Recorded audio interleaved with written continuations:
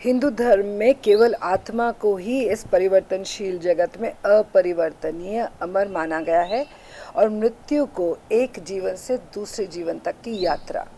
क्योंकि आत्मा में जन्मों जन्मों के संस्कार और स्मृतियां होती हैं, अकाल मृत्यु को प्राप्त होने वाले मनुष्यों की विचलित आत्मा अतृप्त होकर पृथ्वी के आसपास विचरण करती रहती है।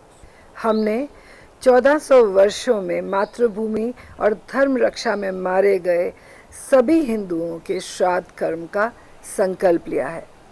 गत 6 वर्षों से हरिद्वार और देश की हर पावन नदी के तटों पर यह अनुष्ठान हो रहा है। आप भी इस सामूहिक तर्पण के अनुष्ठान का हिस्सा बन के उन करोड़ों पूर्वजों के आशीर्वाद पा सकते हैं। आप ये तर्पण अपने घर में भी कर सकते हैं।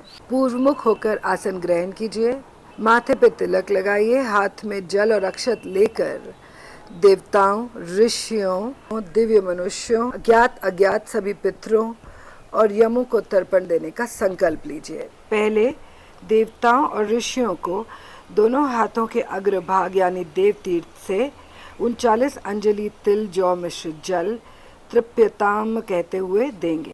उत्तर मुख होकर दिव्य मनुष्यों को दोनों हाथों के बीच यानी प्रजापत्य तीर्थ से 7 अंजलि जल तृप्यताम कहते हुए देंगे। पितरों को जल देने के लिए दक्षिण मुख होकर बैठेंगे।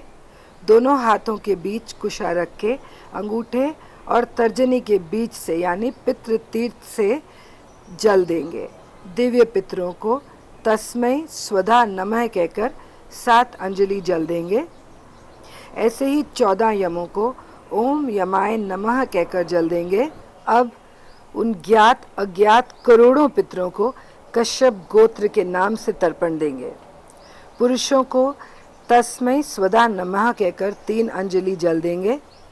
महिलाओं और बच्चों को 3-3 अंजलि जल तस्यै स्वधा नमः कहकर देंगे। पितृतर्पण भीष्म पितामह को तिलांजलि दिए बिना अधूरा है। उन्हें भी पितृतीर्थ से ही 3 अंजलि जल देंगे। हम प्रार्थना करते हैं कि वे करोड़ों पितृ हमारी तिलांजलि स्वीकार करें, उनकी आत्मा को शांति मिले और उनका आशीर्वाद हम पर सदा बना रहे।